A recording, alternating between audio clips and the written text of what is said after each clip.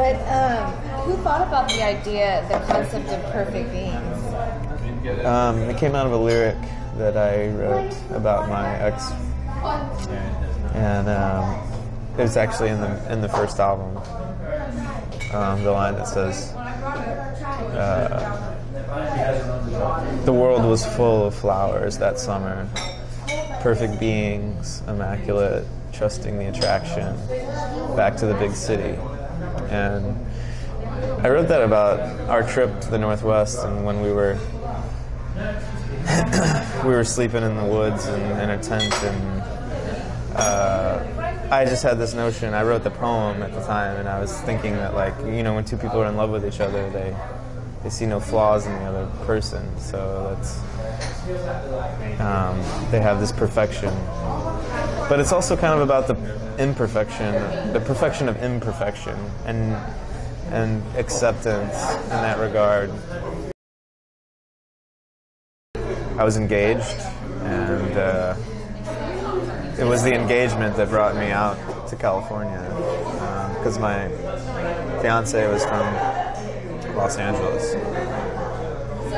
So we moved out here in the summer of 2011 and immediately broke up. I think we just wanted too much. From each other, or? Life was too intense for us. There was too many expectations on what we needed to be and what we wanted to accomplish. And, you know, we were trying to get to the top of the mountain from being down in the very bottom, you know, and we kept seeing the summit and just not content in the fact that we were taking 2 steps at a time, and that things are a process, and they take. We wanted everything now, and it's like part of the disease of modern culture nowadays is, like, you know, we want everything instantly. I wanted instant success. She wanted instant success. We wanted fame. We wanted money. Had way too much ego. It's just all ego. And I think I had to go through that process in order to really understand the pace of life, you know, and what's important, and what it means to love another person, what it means to love yourself, what it means to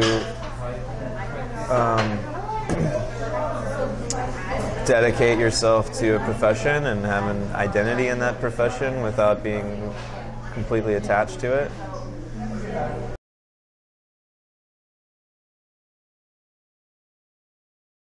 You know, the first album is the first album. It's kind of based on the book, TJ and Toss by Suhail, Graffiti. The second album is an embracing of the title, Perfect Beings. Like, I really went deep into questioning, like, what that term really means to me. And then you get songs like The Love Inside and Go. You know, Go is a song about capitalism and the situation that we're in.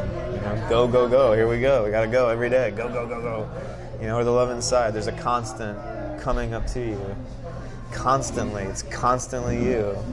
You're always trying to get that handle. Always trying to capitalize on the love inside.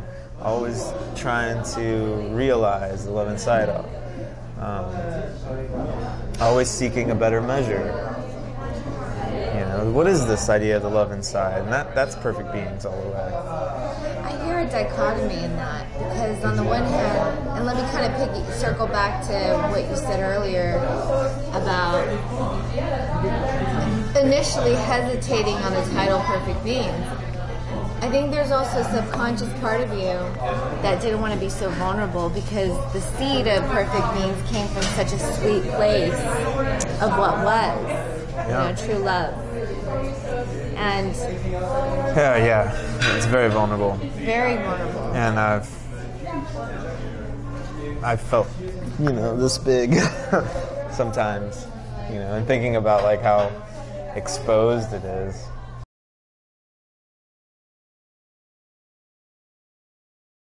Well, there's something too about being 27, you know, and thinking like, you know, wow, that, you know, this person, no one will ever be good enough for you at that age, you know, if you're, nothing will ever be good enough, you know, that was the problem with our situation, is that,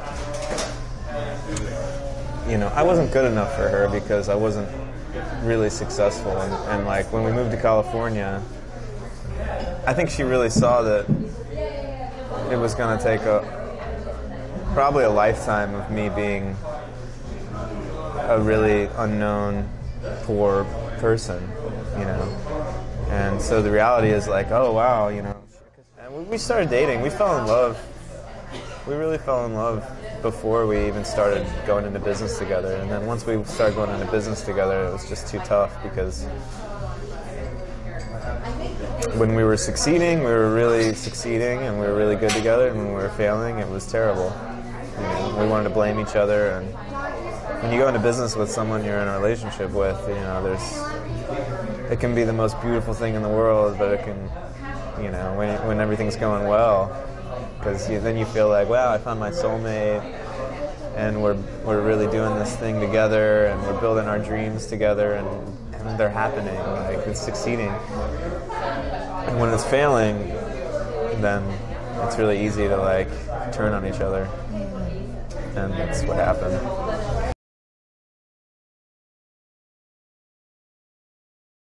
We all get in relationships, and we all have expectations on the other person.